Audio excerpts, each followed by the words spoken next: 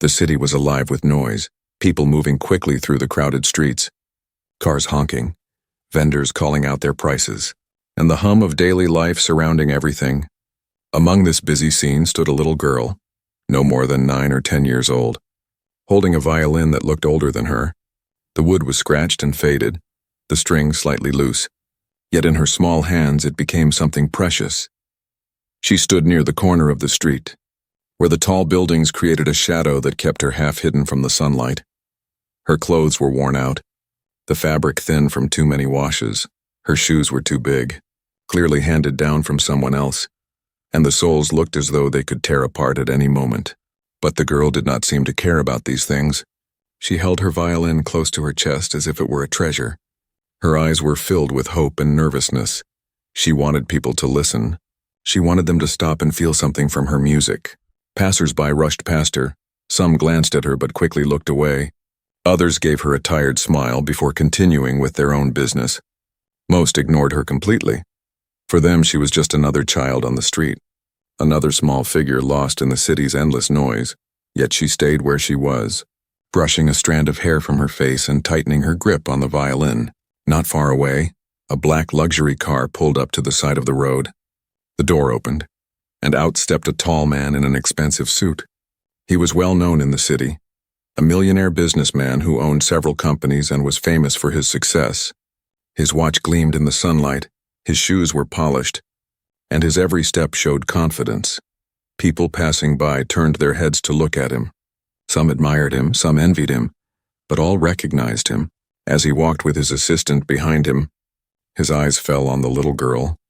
At first he didn't slow down, but something about the sight of her tiny figure holding that battered violin made him stop for a moment. He raised an eyebrow, amused at the idea of a child trying to play music on the street. His lips curled into a small, mocking smile. The girl noticed him too. Her heart skipped a beat. She had seen rich people before, but this man was different. His presence demanded attention. She felt a mixture of fear and determination rise inside her. She wanted to play, to show him that she was not just a poor girl begging for coins. She wanted her music to be heard. The man folded his arms and tilted his head slightly. He looked at her the way someone might look at a street performer who was unlikely to impress. To him, it was almost funny. A millionaire standing before a child who thought she could perform something meaningful. He let out a short laugh, and his assistant, always eager to please, smiled along with him. People nearby also noticed the unusual scene. A crowd began to gather slowly. Curious about what was happening, some whispered to each other, wondering why the wealthy businessman had stopped in front of a poor little girl. The man finally spoke, his voice loud enough for everyone around to hear. "So you play the violin, little one," he said. His tone was sharp but playful, not gentle. "Well then, why don't you play something for us, make it good enough, and who knows, maybe I'll adopt you." The words were half a joke, spoken to entertain himself and those standing nearby.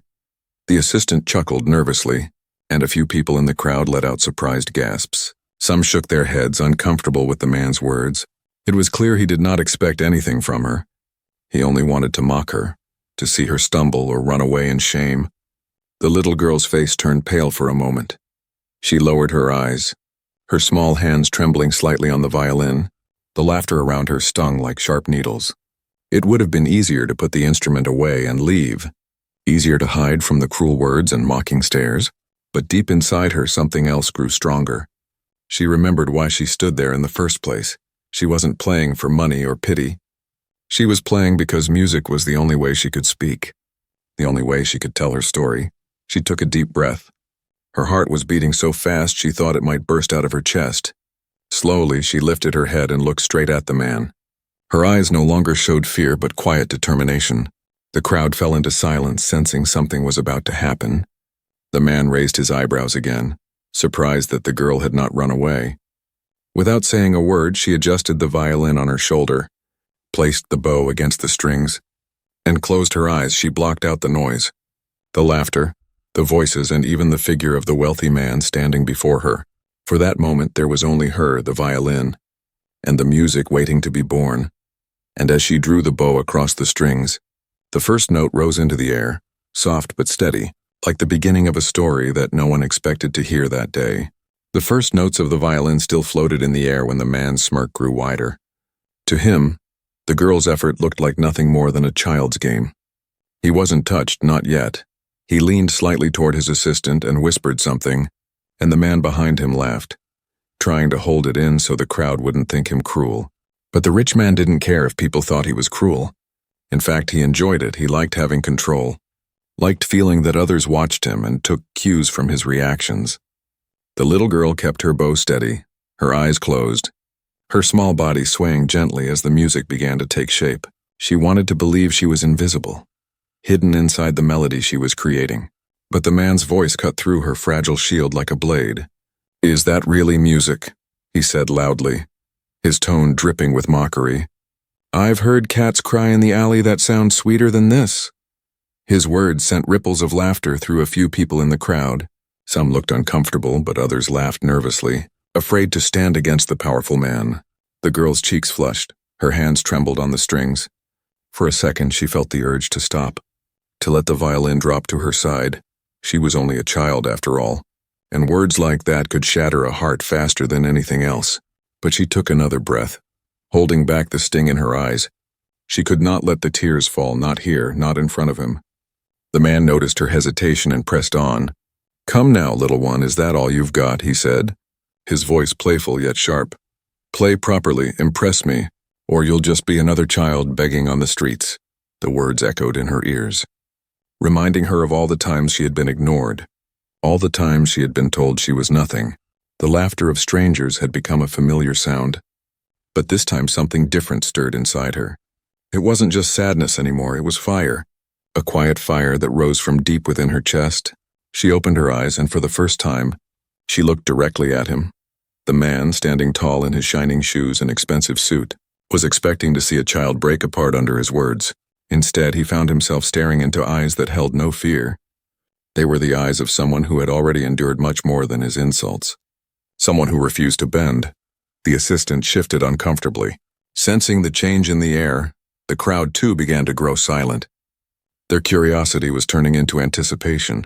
They weren't sure what would happen next, but they felt that something was about to shift. The little girl adjusted the violin again, her grip firm now. Her bow touched the strings with more certainty. The first notes came, shaky at first, but then stronger, clearer. The music rose above the street noise, above the murmurs of the crowd. And though the man still wore his smirk, a flicker of surprise crossed his face. He leaned back slightly, folding his arms. Well, he muttered as if speaking to himself. "The little bird thinks she can sing." His voice was low this time, but people near him heard it and shook their heads. Some whispered to one another, wondering why such a powerful man would waste time mocking a child. But the man was not done. "Play, little girl, play," he said louder, raising his voice again. "If you can impress me, maybe I'll make good on my words. Maybe I'll take you away from this dirty corner and put you in a fine house. Imagine that. You'll eat at golden tables. You'll wear fine clothes. All you need to do is play something worthy of me." His words carried a heavy weight, but they were not kind. They were not a promise born of compassion. They were a challenge, a cruel game designed to make her fail. The crowd shifted uneasily. Some began to frown. Some even whispered that he had gone too far. The girl's small fingers moved with renewed energy. Her bow danced across the strings. She no longer heard his words. Her mind carried her somewhere else. Back to the days when her mother had taught her the first notes on the same old violin. Back to the nights she had played softly under the stars to calm her loneliness. She poured all of it into her music, the sadness, the hope, the longing, the fire. The man's smirk faltered for the first time. Just for a second, he did not show it fully. But deep inside he felt a strange tug. He told himself it was nothing, just a trick of the moment. But his eyes did not leave her. The assistant watched too, his smile gone. He looked between the girl and his employer, sensing that this mocking game was beginning to change. The crowd had grown entirely silent, not because of the man's power, but because of the little girl's sound. She played on, her melody growing richer, her spirit stronger. Each note was a declaration that she would not be broken, not by laughter, not by mockery, not by the weight of someone else's wealth. Her music carried the truth of her heart, and everyone around could feel it. The man cleared his throat, Shifting his weight, he tried to laugh again, but this time his voice lacked strength. "Not bad, little one, not bad at all," he said. His words were meant to sound superior, but his tone betrayed a hint of unease, and for the first time that day, it wasn't the millionaire who controlled the moment. It was the little girl standing in her ragged shoes, holding her broken violin, turning mockery into music that no one could ignore. The little girl's arms felt heavy, her fingers were sore, and her heart pounded as if it might burst. She had been mocked, laughed at and tested, yet in that moment, she discovered something inside her that she never knew was so strong. It was not just the desire to play, it was the need to prove herself, not only to the wealthy man in front of her, but to every person who had ever doubted her. She remembered the nights when hunger kept her awake, the days when she walked through the streets unseen by the busy world around her. She thought of her mother's gentle voice telling her, "When you play, you speak in a language no one can silence." Those words lived in her heart, and now they burned brighter than ever. The crowd could see the change in her. She was no longer the timid child they had first noticed. Her back straightened, her chin lifted, and her bow no longer shook in her hand. She became something more. A small figure standing boldly against a world that wanted her to stay small. The millionaire leaned slightly forward, his smile fading as curiosity took over. He had expected her to break, to crumble under his challenge. Instead, he found himself drawn in. His sharp remarks had lost their power because the girl was no longer listening. She had stepped into her own world, a world built with sound and emotion. She opened her eyes briefly, looking at him with a gaze that pierced through his pride. Her eyes said more than words ever could. They said, "I am not afraid of you." They said, "You cannot take away my music." For a moment, even he felt the weight of those silent words, and it unsettled him. The girl pressed the violin closer to her shoulder and began a melody that rose higher, sharper, stronger. The notes flowed like a river breaking through rocks, rushing with unstoppable force. Her body swayed with the rhythm, her bow moved with precision. Her music filled every empty corner of the street, wrapping around the hearts of everyone listening. The people in the crowd no longer saw a ragged child. They saw an artist, a storyteller, a fighter. Each note told them of hunger, of loneliness, of dreams too fragile for words but too powerful to be destroyed. They felt the weight of her struggles, the depth of her longing, and the strength of her spirit. Some had tears in their eyes without even realizing it. The millionaire shifted uncomfortably. His assistant glanced at him nervously, unsure of what to say. The man's face, once so full of confidence, now seemed uncertain. He had started this game for his amusement, but somehow the game had turned against him. It was not he who was testing the girl, it was the girl who was testing him. She played as though the violin was a part of her soul. Her fingers flew across the strings, her bow danced in her hand. The music rose and fell like waves, crashing and retreating. It was not perfect, but it was real. It carried a power no money could buy. Every breath she took, every ounce of strength she had left poured into the song. Her small body trembled, not with fear but with determination. She knew she might collapse after this. She knew her arms might ache for days, but in that moment, nothing mattered except the truth her music carried. And deep inside her heart, a decision formed. She would not stop. Not until the very last note. She would not allow anyone, not even a powerful man with wealth and status, to silence her gift. She resolved to finish no matter the cost. The crowd was completely still now, as if the entire street had forgotten how to breathe. Shopkeepers left their stalls to listen. Drivers slowed their cars. Even the city noise seemed to fade. All that existed was the girl and her melody. The rich man's smirk was gone. His eyes followed her every movement. His mind, which had been so quick to mock, struggled to find words. It had been years since anything had moved him this way. And yet here was a child, with nothing but an old violin, shaking the foundation of his arrogance. The girl felt the shift around her. She felt the energy of the crowd, the silence of the man, and the strange power in her own chest. For the first time in her life, she understood what it meant to be seen. Not as a beggar, not as a poor child, but as someone who mattered. Her resolve burned brighter with every note. She was no longer playing for survival. She was playing for dignity, for respect, for the right to be heard. The challenge had been cruel, but it had awakened her courage, and once awakened, courage is a fire that cannot be put out easily. When the last note finally faded into the air, she held her bow high for a moment, then lowered it slowly. Her chest rose and fell with heavy breaths.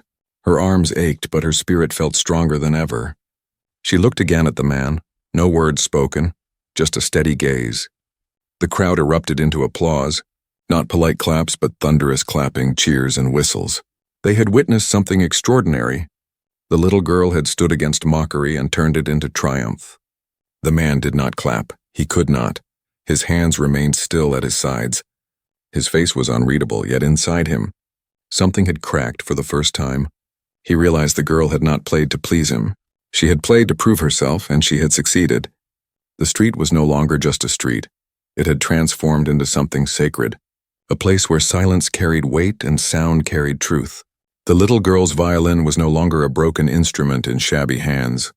It had become a voice, a storyteller, and every person listening was caught in its spell. The melody grew richer, weaving threads of sorrow and hope together. Each note seemed to rise higher than the last, carrying the heart of the child who played it. Her bow moved as though guided by something greater than herself. The music was not rehearsed, it was born in that very moment. Shaped by her memories, her pain, and her dreams, people in the crowd leaned forward without even realizing it. Their breath slowed, their eyes widened. The laughter and whispers that had filled the air earlier were gone, replaced by silence so deep it felt like the world had stopped spinning. Even the impatient honks of cars faded into the distance as drivers rolled down their windows to listen. The millionaire stood still, his face a mask he could no longer hold.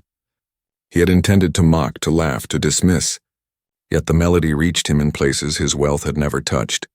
It reminded him of his own childhood, a time before money and power, when he too had dreamed without limits. For a moment he saw himself not as a man of riches, but as a boy who once longed for something pure. The girl's fingers danced across the strings.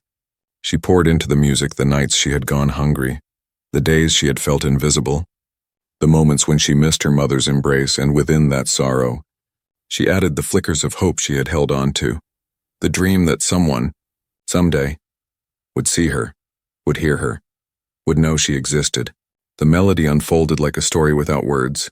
The beginning was soft, almost fragile, like a child's whisper. Then it grew louder, steadier, like the voice of someone learning to stand tall. There were moments where the notes trembled, reflecting her struggles, but then they soared again, refusing to be broken. Tears welled up in the eyes of strangers. A woman in the front of the crowd pressed her hands to her mouth, unable to believe that such emotion could come from a child. An old man wiped his eyes, whispering to himself that he had not felt this moved in years. Even the children in the crowd grew still, their playful chatter replaced by awe. The melody carried them to places they had forgotten, childhood memories, dreams they had abandoned, losses they still carried. The music did not just belong to the little girl anymore. It belonged to everyone who listened. Everyone found a piece of themselves within it. The millionaire's assistant shifted uneasily. He had been ready to laugh along earlier, but now he felt ashamed. His eyes watered, and he quickly looked down, afraid that his employer might notice. Yet when he glanced at the man, he was surprised to see his jaw tight, his eyes fixed on the girl, and his breath caught in his throat. The music climbed higher, like wings lifting off the ground for a moment. It felt as though the girl was no longer standing in ragged clothes on a street corner. She was somewhere else entirely, a place where beauty erased hardship, where music was stronger than hunger, where her spirit was free. And then the melody softened, it dipped gently, as though telling the crowd that even in sorrow, there could be tenderness. Her bow slowed, the notes stretched, aching but beautiful. Her eyes closed tightly, and her lips trembled. She was playing not for coins, not for survival, but for the very essence of who she was. The crowd leaned closer, afraid to miss a single note. The sound wrapped around them like a blanket, warm and fragile. It was as though the city itself held its breath, waiting, listening. The millionaire felt his chest tighten. He had heard music played by professionals in grand halls, accompanied by golden chandeliers and crystal glasses, but never had he heard anything so raw, so unpolished yet so powerful. This was not music for applause. This was music that pierced the soul. As the melody unfolded further, the man's pride began to crumble. He realized that no amount of wealth could create what this little girl carried inside her. Her music was not bought. It was born of struggle, pain, and a will to survive. It was something he could never own, only witness. Her body swayed with the final part of the song. Her bow glided gracefully, her fingers pressed firmly. Every note seemed to fight for its life, demanding to be heard, demanding to leave a mark. The little girl looked as if she might collapse. But she did not stop. Finally, the melody reached its peak. A cry that rose above the city noise, the sound stretched into the air, sharp yet beautiful, fierce yet gentle, and then it began to fall, softening like a sigh, fading slowly into the silence of the crowd. When the last note slipped away, the world seemed frozen. No one moved, no one spoke. The silence was louder than any sound they had heard. The little girl lowered her bow, her chest rising and falling with heavy breaths. Her eyes stayed closed for a moment longer, as if she was afraid to open them and see the world again. Then the applause began. A single clap, hesitant, then another. Then all at once the crowd erupted, cheering, clapping, crying. Some shouted words of praise, others wiped their tears. It was not polite applause. It was the sound of people whose hearts had been touched in ways they had not expected. The little girl opened her eyes slowly. She looked around, stunned by the reaction. Her lips curved into the smallest smile. Shy and uncertain, she had given them her soul. And they had accepted it. The millionaire did not clap. His hands remained still at his sides. Yet his face told another story. His eyes, once sharp with arrogance, now shone with something unfamiliar. Humility, wonder, and a hint of shame. For the first time in many years, he was speechless. And as the melody faded into memory, everyone knew they had witnessed something extraordinary, a moment that could never be repeated, a moment where a little girl's music turned a mocking game into a miracle. The applause did not stop. It rolled through the street like thunder, growing louder with every passing second. The people who had first passed the girl without a second glance were now cheering her name, though they didn't even know it yet. Some clapped so hard their palms stung. Others whistled, others cried openly. It was as if the whole city had paused just to celebrate this one small girl. The little girl stood frozen, her violin still tucked under her chin. She could hardly believe what was happening a moment ago. She had been nothing but a ragged child mocked by a powerful man, and now she was the center of attention, the light in everyone's eyes. Her heart swelled with something she had long craved, acceptance. A woman at the front of the crowd stepped forward. She was middle-aged, dressed neatly, with kind eyes that now glistened with tears. She reached into her bag and pulled out a scarf, gently placing it around the girl's shoulders. "You're a gift," she whispered, her voice trembling. "Never stop playing." The girl's lips trembled and she whispered a soft thank you, her voice barely audible above the clapping. An elderly man, bent with age, leaned on his cane and shook his head in wonder. "In my whole life," he said loudly enough for those around him to hear, "I have never heard music like this, not in a concert hall, not on a stage. This girl has something heaven sent." His words rippled through the crowd, drawing nods of agreement. Children clapped their tiny hands, wide-eyed with amazement. Some tugged at their parents' sleeves, asking if they could learn the violin too. Vendors left their stalls unattended, their baskets of fruit and bread forgotten. Even the policemen on the corner stood silently, hats in their hands, unable to look away. The applause grew into shouts of encouragement. "Bravo!" someone cried. "Play again!" shouted another. "She's amazing," echoed a third. The little girl's cheeks flushed. She was overwhelmed, unsure how to respond to so much sudden love and attention. But deep inside, her spirit soared. For the first time in her life, people saw her not as a beggar or a burden, but as someone who mattered. The millionaire, standing at the edge of the scene, felt something unfamiliar crawling up his chest. His pride, once so solid, now cracked under the weight of the truth. The crowd that once looked at him with admiration now ignored him entirely. Their eyes, their applause, their respect, it all belonged to the girl. And though he still stood tall, he felt strangely small. His assistant shifted nervously at his side. "Sir," he whispered, "we should go." But the man did not move. His eyes remained fixed on the girl, and though his face was stiff, inside he wrestled with emotions he had not felt in years. Shame, wonder, and something almost like envy. The little girl, still clutching her violin, looked at the crowd. For a brief second she felt as though she was dreaming. She had been invisible for so long that this sudden burst of recognition felt unreal. She had wanted people to hear her, to see her, but never imagined this. Coins began to fall into her small tin box, but it was not like before. People were not giving out of pity. They gave with respect, with gratitude, as though paying for something priceless. Some offered bills, some placed small gifts, but all offered their hearts in their gestures. The scarf around her shoulders felt warm, not just in fabric but in meaning. It was a reminder that for the first time, someone had given her kindness without strings attached. Her eyes searched the crowd, landing on the faces of strangers who no longer felt like strangers. They felt like witnesses to her truth. A man in the crowd pulled out his phone, recording the performance. "The world has to see this," he said to no one in particular. "They need to hear her." His words sparked a ripple of agreement, and soon others were recording too, capturing the magic so it would not be lost. The millionaire's hands curled into fists at his sides. He had mocked her, challenged her, and now he was the one standing in silence while the crowd adored her. The power had shifted, and there was nothing he could do to take it back.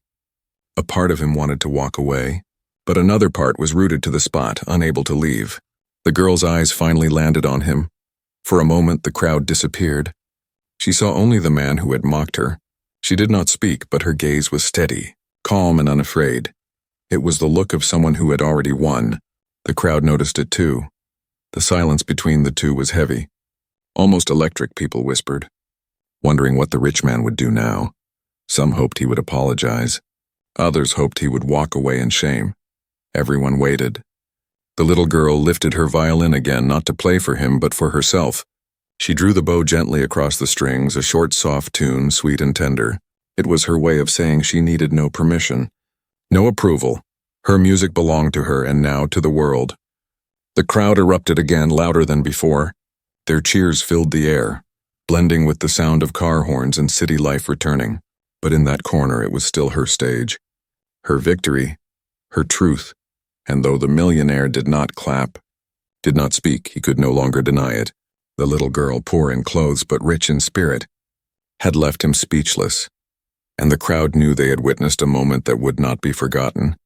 The applause slowly faded, but the sound of the violin still echoed in the businessman's mind. It clung to him like a shadow, haunting and beautiful, refusing to let him breathe the way he used to.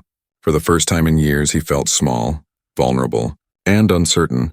He stood rigid, his jaw tight, his chest heavy. He had been the one in control, the man of power, the one who commanded respect wherever he went. Yet in front of a little girl with ragged shoes and a battered violin, his power had crumbled. She had not shouted at him. She had not argued. She had only played, and in that music she had stripped him bare. The businessman thought back to the life he had built, the wealth he had gathered, the properties, the cars, the endless parties and golden halls. He remembered the applause he used to receive at business meetings, at charity events, at gatherings where people clapped because of his money, not his soul. The applause had always felt hollow, but he had accepted it because it was all he thought he deserved. Now, standing in front of this child, he realized he had been starving for something more. He had wealth but no depth, he had success but no meaning. The melody had opened a door in his heart that he had locked long ago, a door he had forgotten even existed. He remembered his own childhood, the tiny home he had grown up in. His mother used to hum songs to him at night, soft and tender. He had loved music once. He had even dreamed of learning the piano, but life had been hard, money had been scarce, and slowly he had buried that dream under layers of ambition. He had told himself that power was more important than passion, that money was worth more than music, but the little girl's melody had pulled the dream out from the ashes. It reminded him of the boy he used to be, the boy who wanted to be seen, to be heard, to be loved not for what he had but for who he was. That boy had been silenced by greed, but now, for the first time in decades, he whispered again. The businessman's throat tightened. He tried to swallow the lump that had formed, but it only grew heavier. His assistant glanced at him, confused, unused to seeing his employer so shaken.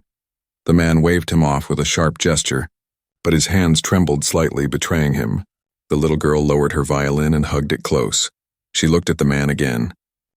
Not with anger, not with bitterness, but with quiet strength. Her eyes spoke a truth he could not escape.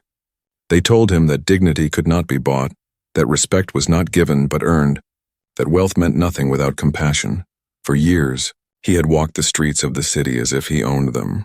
But now he realized he owned nothing that mattered. The buildings, the companies, the contracts, they were heavy chains disguised as treasures. This girl, with nothing but her music, had more freedom in her soul than he had ever known.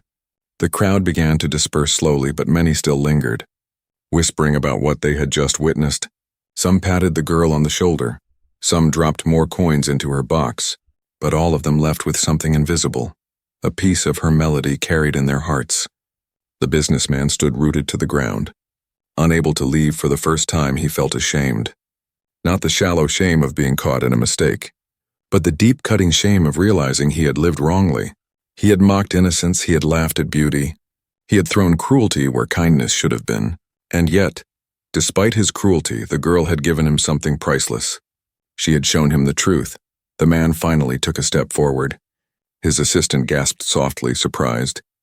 The crowd turned their eyes toward him again, curious. The girl watched silently as the tall man in the expensive suit walked slowly toward her. His movements no longer sharp with arrogance, but heavy with humility. He stopped a few feet away for a long moment. He said nothing. His lips parted, but no words came out. The girl tilted her head slightly, waiting. The violin rested in her arms. Her eyes calm, steady. Finally, he spoke, his voice low and rough. "I was wrong." The words tasted strange on his tongue. He was not used to admitting fault, but in this moment nothing else would do. The crowd hushed again, the air grew heavy. Everyone knew they were witnessing a man who had never bowed before anyone, now bending his pride before a little girl. "You played," he continued, his voice breaking slightly, "and I mocked you, but your music, it showed me something I had forgotten. It reminded me of who I once was." His eyes glistened, though he blinked quickly, refusing to let the tears fall. The girl said nothing, but her silence was not cold. It was forgiving, it was strong. The businessman felt it, and it pierced him deeper than words ever could. He reached into his pocket and pulled out a crisp envelope filled with money. He held it out, but then stopped, shaking his head. He realized money was not what she needed, nor what she deserved. Giving her money would be another insult, another attempt to buy what could never be bought. He lowered his hand slowly, his chest heavy with the realization. Instead, he spoke again. "What you have is rare. Your gift is greater than anything money can buy. If you allow me, I want to help you. Not as pity, not as charity, but because the world needs to hear you." The girl blinked, her eyes wide with surprise. The crowd murmured, some smiled, some gasped. Some could not believe they were seeing this powerful man humble himself before a child. The businessman felt lighter as he spoke, as though every word loosened the chains he had worn for so long. He realized this was not just about her. It was about him too. Her music had awakened something buried deep within him. And if he walked away now, he would bury it again, and this time, it might be lost forever. The little girl nodded slowly, hugging her violin tighter. She did not trust words easily, but she felt the truth in his tone for the first time. The millionaire's eyes were not mocking, not dismissive, they were human, and in that moment, something shifted inside him completely. The mocking game was over. The awakening had begun. The street was quieter now, though the memory of the music still hung in the air. People lingered, whispering about what they had just seen.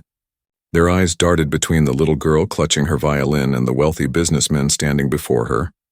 It was a scene no one had expected, and yet it felt like something life-changing was about to unfold. The man cleared his throat, his voice no longer sharp or arrogant, but heavy with sincerity. "You are extraordinary," he said softly, "and I was blind not to see it before." The words surprised even him.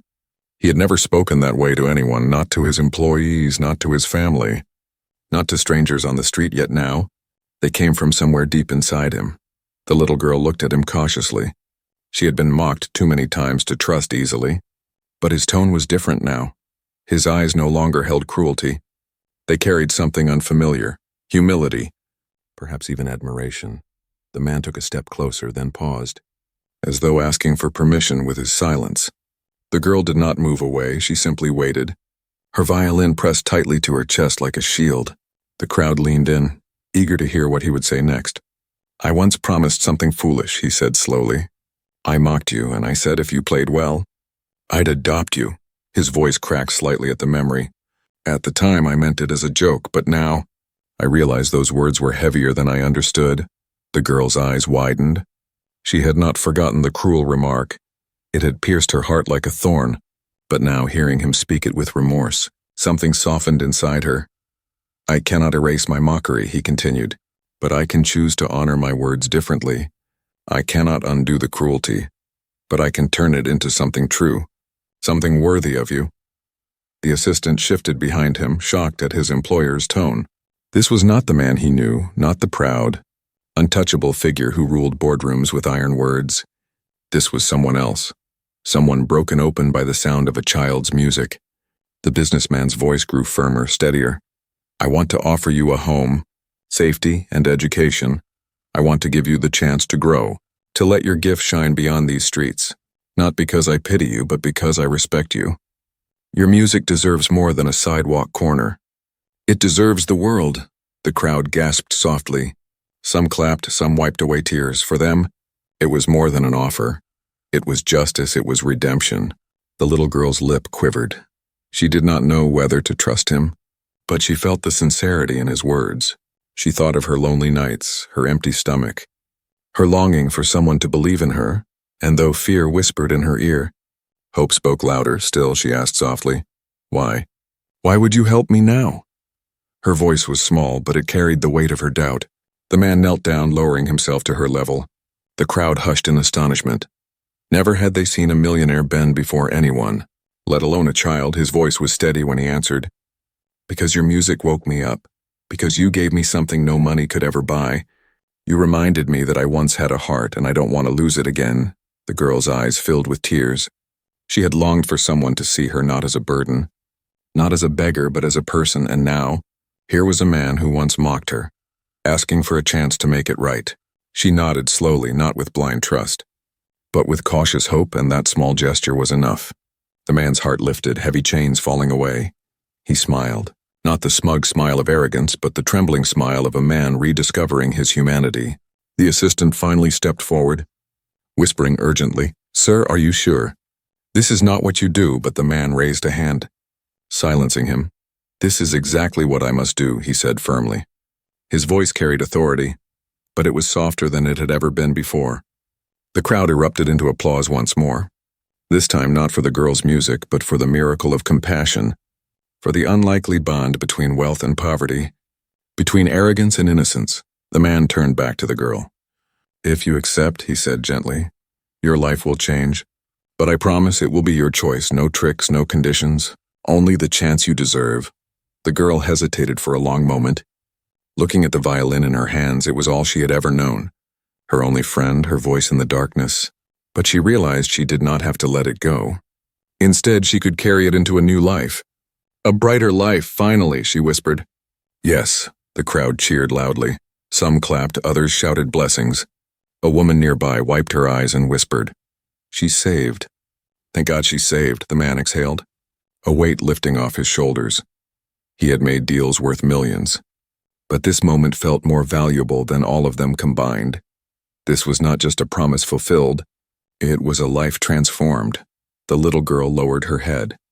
Her hair falling into her face, she hugged the violin tighter, not out of fear now, but out of joy. For the first time, she felt she belonged. The man rose to his feet, offering his hand. The girl looked at it for a moment before placing her tiny hand in his. It was rough, calloused, but full of quiet strength. The crowd erupted once again, and together they stepped forward, leaving behind the street corner that had witnessed both cruelty and redemption. And though the city noise returned, though the world moved on, everyone who had been there knew they had seen something extraordinary. A promise once meant as mockery had been transformed into hope, and in that moment, the millionaire and the little girl walked together toward a future neither of them had expected. The sun was beginning to set as the little girl and the millionaire walked away from the corner. The city lights flickered on one by one, painting the streets with a golden glow. The crowd slowly dispersed, but their whispers lingered. They spoke of the girl with the violin, of the melody that silenced arrogance, of the moment when a rich man's heart had been transformed. The girl held her violin tightly in her arms as she walked beside him. Her steps were small, hesitant, yet filled with a quiet bravery. She didn't know exactly what her new life would look like, but she knew it would be different for the first time. The road ahead was not only filled with uncertainty, but also with possibility. The millionaire glanced at her from time to time. His mind was still heavy with thoughts. He had built empires, crushed rivals, and earned the respect of countless people. Yet he realized that respect had been shallow. given out of fear or admiration for his wealth. What this little girl had given him in a single melody was something he could never buy: truth. When they reached his car, the assistant hurried ahead to open the door, but the man stopped him with a shake of his head. "Not tonight," he said softly. "We'll walk a little further." His assistant blinked in surprise, but obeyed. The man wanted to savor the silence between them, to hold on to the fragile thread of humanity he had rediscovered. As they walked, the girl looked at the tall buildings, the glowing windows, the streets alive with voices and lights. For so long, she had looked at this city from the ground, unseen, unheard. Now, she walked with someone who had once been untouchable, and she felt her world shift. They passed a bakery, and the smell of fresh bread drifted out into the street. The girl's stomach growled softly. She flushed with embarrassment. But the man heard it without a word. He stepped inside and returned with a warm loaf wrapped in paper. He handed it to her gently. She looked at it, then at him, and for the first time, her lips curved into a genuine smile. "Thank you," she whispered. He nodded, his throat tight. They reached a quiet park, where the fountain glistened under the lights. The man gestured for her to sit on a bench. She perched at the edge carefully, still holding her violin. He sat beside her, and for a long moment neither of them spoke. The sound of water filled the silence. Finally he said, "Do you know what you did today?" She looked at him. Puzzled, he continued, his voice low. "You changed me. I thought I had everything, but in truth I had nothing. I was empty, chasing shadows. You reminded me of something I had forgotten, that life is not measured by what we own, but by what we give, by what we feel." The girl tilted her head, her eyes curious. "And what will you do now?" she asked softly. He smiled faintly, a smile without arrogance. "Now," he said, "I will do something I should have done long ago. I will listen, I will learn, and I will make sure your gift is heard not just by me, but by the world." Her heart fluttered. She had always dreamed of playing somewhere beyond the street corner. She had dreamed of stages, of people listening, not because they pitied her, but because they loved her music, and now it felt as though that dream might no longer be impossible. Days turned into weeks, and weeks into months. The girl's life began to change. She had a warm bed for the first time in years. She went to school, where teachers discovered her intelligence and kindness, and every evening she played her violin, filling the grand halls of her new home with the same soulful melodies that had once echoed on the streets. The millionaire too changed. He no longer lived only for wealth. He found joy in small things he had long ignored: the laughter of children, the beauty of a sunrise, the sound of music drifting through his home. People around him noticed the difference. His employees spoke of a gentler tone in his voice, a softer look in his eyes. He was still powerful, but no longer cold. Word of the girl's talent spread. Invitations came from music schools, from concert halls, from people who wanted to hear the sound that had once silenced a busy street. She performed not for fame, but for love. For every note she played carried a story of struggle, of hope, of a new beginning. And each time she stood before an audience, she thought of that day, of the man who had mocked her and then offered her a hand. She thought of the crowd that had clapped not just for her music, but for her courage, and she remembered that moment as the turning point of her life. The man sat in the front row at her first official concert, dressed not in arrogance but in pride. When she finished her piece, the applause shook the hall. People rose to their feet, tears in their eyes. And though she bowed gracefully, her eyes searched for him. He was already standing, clapping with all his heart. From that day on, they were no longer the mocking rich man and the poor street girl. They were family, bound not by blood but by music, by respect, by a chance that turned into a promise. The city never forgot the story. People spoke of it for years. They told their children about the little girl with the violin who left a millionaire speechless. They told them how kindness and humility can be born in the most unexpected places. And every time the girl's name was mentioned, it was not with pity but with admiration, for her melody had done what money could not. It had healed a heart, it had built a bond, it had created a new beginning, and in that beginning, both the little girl and the once arrogant man found something priceless: love, hope, and the music of redemption.